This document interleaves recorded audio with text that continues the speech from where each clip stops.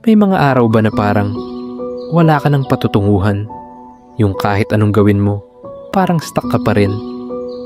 Ang hirap, no? Gising ka, gumagalaw ka, pero sa loob, parang wala kang direksyon. Nakakapagod yung feeling na lahat ng tao may progress. Tapos ikaw, parang naiwan.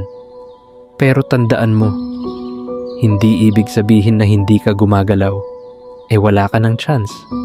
Sometimes, yung paghinto mismo, yun na yung unang hakbang.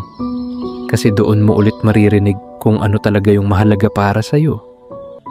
Subukan mo ngayong gabi.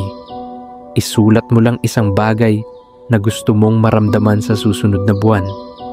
Hindi kailangan malaking goal. Pwedeng simple lang tulad ng gusto kong maging mas payapa. Maliit man, pero yun ang kompas mo pabalik sa sarili. Kung gusto mo ng ganitong healing reminders, sundan mo ako dito. Dahan-dahan lang. One soul step at a time.